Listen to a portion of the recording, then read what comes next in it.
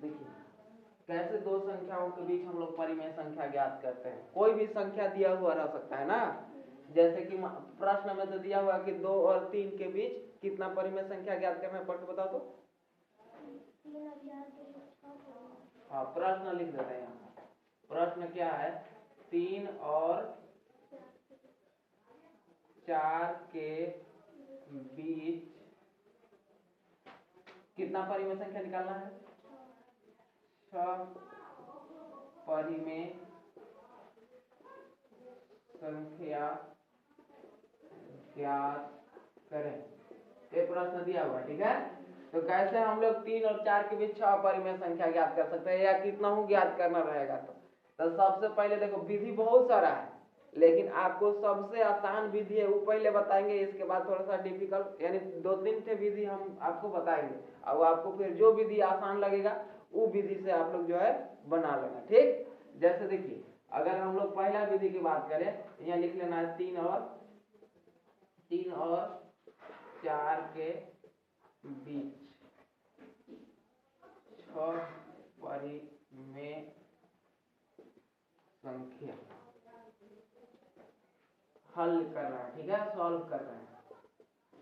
आपको करना क्या होगा कि 3 को यहाँ लिख लो और 4 को यहाँ लिख लो, ठीक है।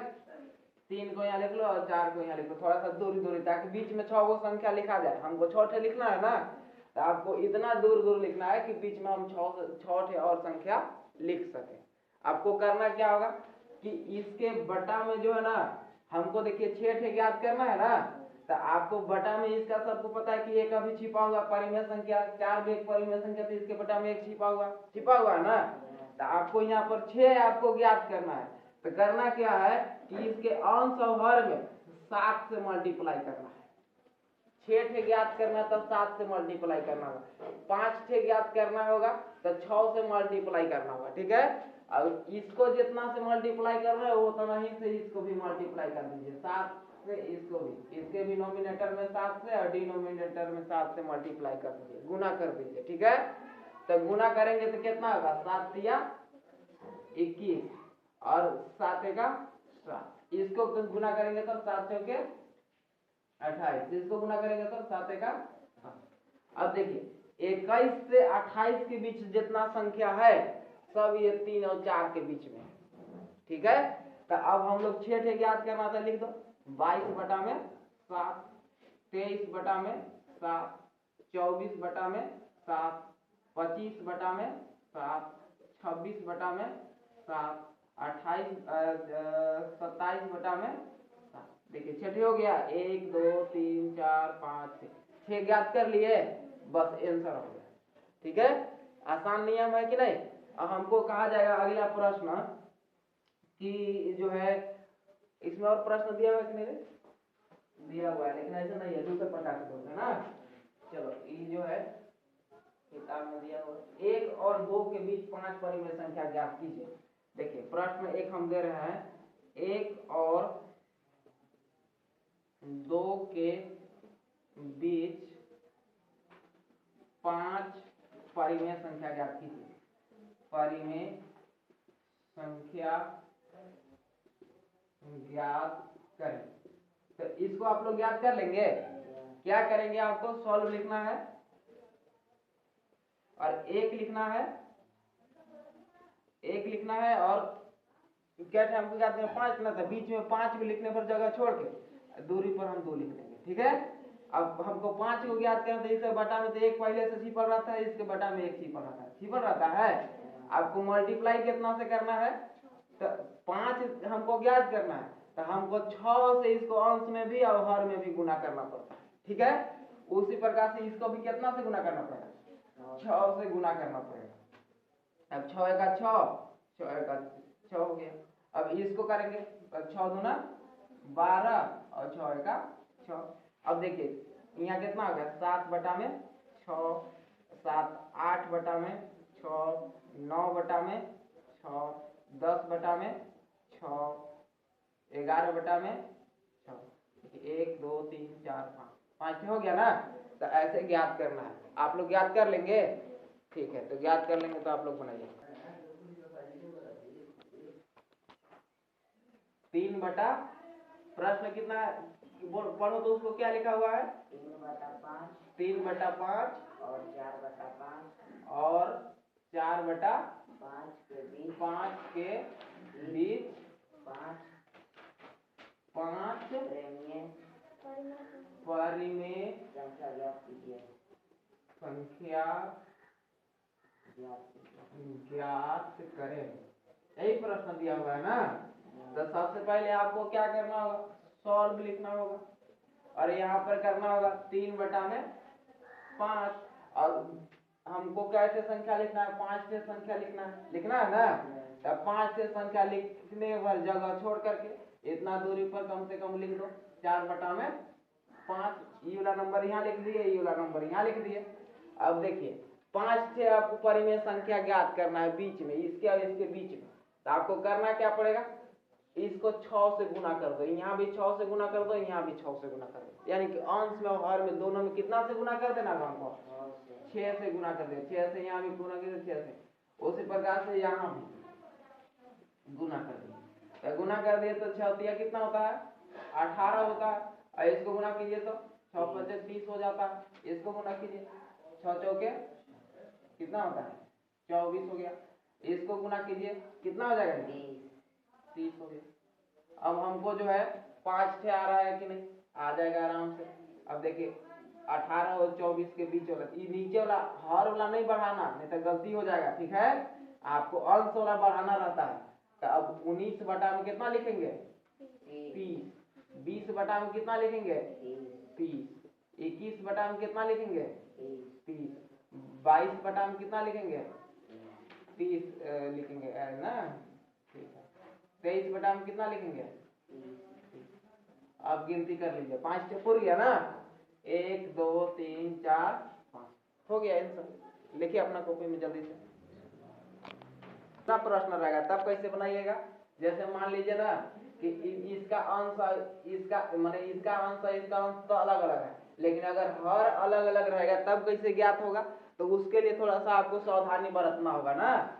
जैसे मान लो कि यहाँ पर 3 बटा कितना दिया हुआ है हमारे पास 5 दिया हुआ है और यहाँ पर दिया हुआ है जो है 4/3 दिया हुआ है।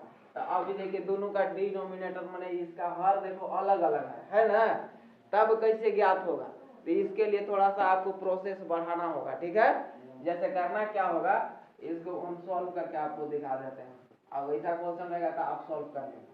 क्या है 3/5 और 4/3 के बीच 5 परिमेय संख्या ज्ञात कीजिए।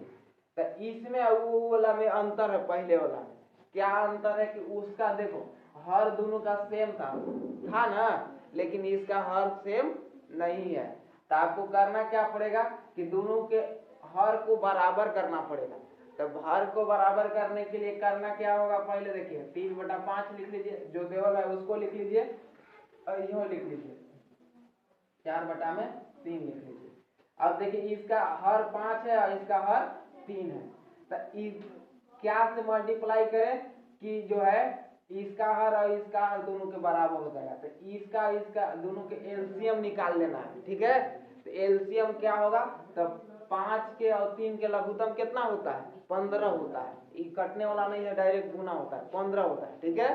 तो देखो इस 5 को 15 बनाना पड़ेगा और इस 3 को भी आपको 15 बनाना पड़ेगा। तो आपको करना क्या है कि इसका जो हर दिया हुआ है ना ये हर से इसको पहले मल्टीप्लाई कर देना ऊपर भी और नीचे भी। कारण है मल्टीप्लाई करने से गलती क्यों नहीं होता है। तो कोई भी संख्या के अगर कोई भी फ्रैक्शन दिया भिन्न दिया हुआ है ना तो उसके अंश और हर में किसी भी संख्या से मल्टीप्लाई कर दे तो उसका मान नहीं बदलता है क्या कि काट के फिर उतने हो जाएगा। जैसे देखिए इसको मल्टीप्लाई करेंगे तो क्या इतना हो जाएगा 3 3 9 और 3 5 15। अब देखिए 9/15 हुआ ना इसको काटिएगा तो 3 3 9 3 5 15 फिर 3/5 आ गया कि नहीं। तो इसीलिए जो है गलत नहीं होता है सब सही रहता है। उसी प्रकार से इसको कैसे मल्टीप्लाई करना पड़ेगा इसको इसका जो हर है उससे इसको गुना कर दो ऊपर और नीचे दोनों में। कभी भी अंश और हर दोनों में गुना करना है। केवल हर में गुना करके छोड़ दीजिएगा तो गलत हो जाएगा केवल अंश में गुना करके छोड़ दीजिएगा तो भी गलत हो जाएगा ठीक है। आपको अंश में भी गुना करना होगा और हर में भी गुना करना होगा। तब इसको गुना किए तब 5 चौके 20 और 5 तिहाई 15। अब हमको 5 से ज्ञात करना है। कितना ज्ञात करना है? 5 से। तो अब 5 से ज्ञात करना है तो देखिए इसके और इसके बीच में 5 को संख्या है तो इसके बीच में 5 से बेसी संख्या होगा। कैसे? अब यहाँ देखो 9 है ना तो 10/15 11/15 12/15 13/15 ये सब है तो लिख सकते हैं आसानी से। क्या लिख सकते हैं? अब इसके बीच में हम जो है 11 बटा पहले 10 से लिख लेते हैं। 10/15 11/15 12/15 13/15 14/15 और लिख सकते हैं। जितना मन करेगा उतना लिख सकते हैं। ठीक है, लेकिन क्वेश्चन में 5 पूछा है तब 5 से हम लिख दिए, बस हो गया। समझ में आया सब लोगों के कि अगर डिनोमिनेटर अलग अलग रहेगा, कहने का मतलब डिनोमिनेटर में कहने का मतलब है कि हर जो है अलग अलग रहेगा तो फिर क्या करना रहता है? तो इसके हर से इसको ऊपर नीचे गुना करना रहता है और इसके हर से इसको ऊपर नीचे गुना करना रहता है, तब जाके सही सही आता है। ठीक है, और जो है अब अपना कॉपी में पहले इसको लिख लो।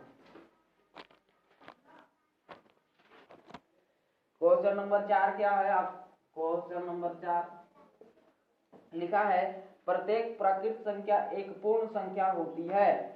प्रत्येक प्राकृत संख्या एक पूर्ण संख्या होती है, यानी जैसे बोला है कि सभी नेचुरल नंबर होल नंबर होता है तो अंदर वाला बाहर वाला सब होता है तो पहला सही है कि गलत है?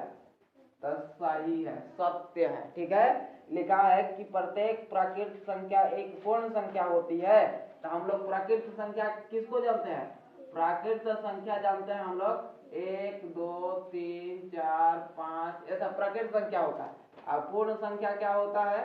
तो पूर्ण संख्या तो 0 1 2 3 4 5 ये सब होता है ना। इस सभी प्राकृत संख्या जितना इसमें प्राकृत संख्या सब इसमें दिखाई दे रहा है कि नहीं? दिखाई दे रहा है ना, तो इसलिए इसको लिख देंगे हम लोग सत्य। सत्य है। कौन है? तो चौथा का पहला क्या चीज है हमारा? सत्य है। आप लोग कर लीजिए इसको अपना कॉपी में लिखे। क्वेश्चन नंबर 4 का पहला क्या होगा? तो कैसे बनाएंगे? तो प्राकृत संख्या का उदाहरण ए है, पूर्ण संख्या का उदाहरण ए है, तो इसमें से इसमें देखे कि सब आ रहा है तो इसलिए सत्य है। दूसरा दिया हुआ है प्रत्येक पूर्णांक एक पूर्ण संख्या होता है। प्रत्येक पूर्णांक एक पूर्ण संख्या होता है। ध्यान समझिए क्या लिखता है? प्रत्येक पूर्णांक एक पूर्ण संख्या होता है। तो यहाँ पहले ऐसी गलत है कि सही पता समझ चल जाएगा। हम लोग पहले पूर्ण संख्या पढ़े थे, इसके बाद पूर्णांक संख्या पढ़े थे ना। तब सभी पूर्ण संख्या पूर्णांक संख्या होता है, जबकि कहा जा रहा है कि सभी पूर्णांक जो है पूर्ण संख्या होता है। तो ई वाला गलत है, ई वाला सही है। ठीक है, तो इस ई वाला सही है कि गलत है? बताइए। स्टेटमेंट गलत है। बोलता है कि प्रत्येक पूर्णांक एक पूर्ण संख्या होता है। तो नहीं, क्यों नहीं होता है? क्योंकि पूर्णांक के अंतर्गत क्या होता है? हम लोग पूर्णांक का एग्जाम्पल पढ़े थे कि ऐसे होता है माइनस इन्फिनिटिव से -4 -3 -2 -1 0 1 2 3 4 ऐसे इन्फिनिटिव का। और पूर्ण संख्या क्या होता है? देख लीजिए, 0 से स्टार्ट होता है ना। तब बताइए, बोलता है कि सभी पूर्णांक यानी प्रत्येक पूर्णांक। तो बताओ -4 पूर्ण संख्या होता है? नहीं। -3 पूर्ण संख्या होता है? नहीं। तो इसलिए यह सत्य है कि असत्य है? असत्य है। असत्य है। लिख लीजिए अपना कॉपी में। इसके बाद तीसरा भी बना देना, लिखिए जल्दी से।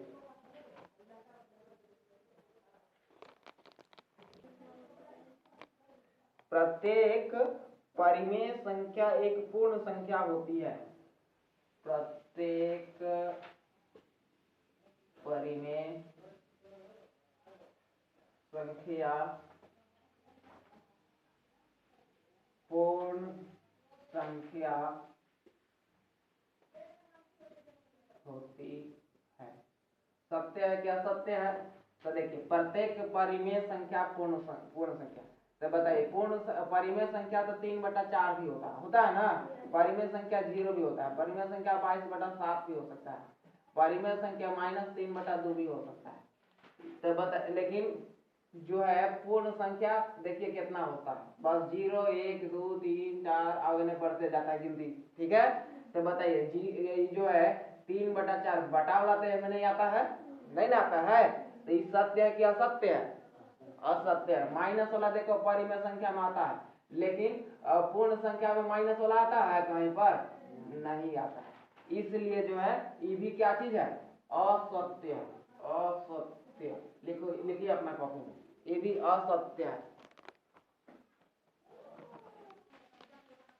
चलिए अब प्रश्नावली 1.2 का जो है प्रश्नावली 1.2 का पहला क्वेश्चन पढ़िए। इसमें भी सही गलत बताना है कि कौन सही है कौन गलत है। बोलता है कि प्रत्येक परिमेय संख्या एक वास्तविक संख्या होती है। प्रत्येक परिमेय संख्या एक वास्तविक संख्या होती है, ये पूछा गया। तो अपरिमेय संख्या ना, तो हम लोग देखिए कल ऐसे एक चित्र बनाए थे कि सभी नेचुरल नंबर यानी सभी प्राकृतिक संख्या पूर्ण संख्या होता है, और सभी पूर्ण संख्या पूर्णांक संख्या होता है, और सभी पूर्णांक संख्या परिमेय संख्या होता है, और अपरिमेय संख्या अलग बनाए थे कि अपरिमेय संख्या अलग होता है, अपरिमेय संख्या अलग होता है, और इस सब को मिला देते थे तो क्या बन जाता था? वास्तविक संख्या। वास्तविक संख्या याद है कल वाला डायग्राम? हाँ, तो देखिए पूछा जा रहा है कि प्रत्येक अपरिमेय संख्या वास्तविक संख्या होता है, तो जितना भी अपरिमेय संख्या रहेगा वो सब वास्तविक संख्या के अंदर है। देखिए ये बड़ा वाला गोला के अंतर्गत ही वाला है ना, तो इसलिए जो है हम लोग कह सकते हैं कि सभी अपरिमेय संख्या वास्तविक संख्या है। इसलिए पहला क्या हो जाएगा? सत्य हो जाएगा। पहला क्या हो जाएगा? सत्य हो जाएगा कि प्रत्येक अपरिमेय संख्या एक वास्तविक संख्या होती है। लिख लीजिए अपने कॉपी में, प्रश्नावली 1.2 लिख लीजिए और लिखिए प्रत्येक अपरिमेय संख्या एक वास्तविक संख्या होती है। प्रत्येक अपरिमेय संख्या एक वास्तविक संख्या होती है। एक वास्तविक संख्या होती है। लिख लिए? देखिए अगला प्रश्न है दूसरा। अगर हम लोग पढ़े तो दूसरा फिर से अगर हम लोग देखें तो बोलता है पहला का ही दूसरा है, तो पहला का दूसरा में बताया जा रहा है कि प्रत्येक संख्या रेखा का प्रत्येक बिंदु रूट m के रूप का होता है, जहाँ m एक प्रकृत संख्या है। संख्या रेखा से संबंधित क्वेश्चन है ना, तो संख्या रेखा इस प्रकार से बना देते हैं ना, यहाँ पर 0 होता है और इधर हम लोग बढ़ते हैं 1 2 3 ऐसे बढ़ते हैं, इधर माइनस में बढ़ते हैं -1 -2 -3 ऐसे पढ़ते हैं ना। अब देखिए बताया जा रहा है इसमें क्वेश्चन क्या है कि संख्या रेखा का प्रत्येक बिंदु रूट m के रूप का होता है, जहाँ m प्राकृत संख्या है। तो अभी तो इसमें प्राकृत संख्या इधर है, लेकिन बताओ तो ये सब प्राकृत संख्या है, ये प्राकृत संख्या है? नहीं। 0 प्राकृत संख्या है? नहीं। ये असत्य है, क्योंकि संख्या रेखा पर केवल प्राकृत संख्या नहीं होता है, बल्कि पूर्णांक भी होता है, परिमेय संख्या भी होता है, ठीक है, तो अपूर्ण संख्या भी होता है। तो इसलिए हम लोग जो है इसको गलत कह सकते हैं, असत्य कह सकते हैं। क्वेश्चन में बताएगा कि संख्या रेखा पर केवल परिमेय जो है प्रकृत संख्या होता है, जबकि वैसा चीज नहीं है। संख्या रेखा पर प्राकृत संख्या भी होता है, पूर्ण संख्या भी होता है, पूर्णांक संख्या भी होता है और परिमेय संख्या भी होता है, इसलिए असत्य है। आप लोग अपने कॉपी में आंसर लिखिए, इसको बढ़िया से लिखना है कि संख्या रेखा पर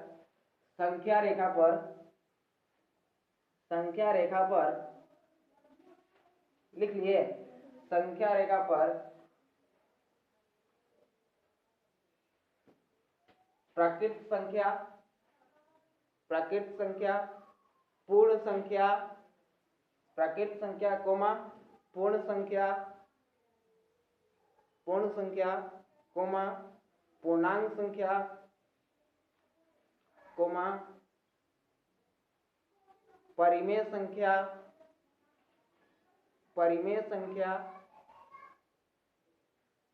तथा अपरिमेय संख्या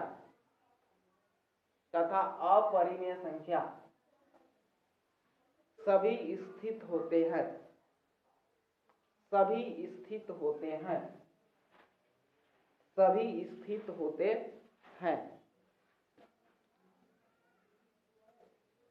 लिख लिए सभी लोग। चलिए आज के लिए इतना ही पढ़ेंगे, अगले अब जो है कल हम लोग आगे पढ़ेंगे इसका क्वेश्चन नंबर 2, ठीक है।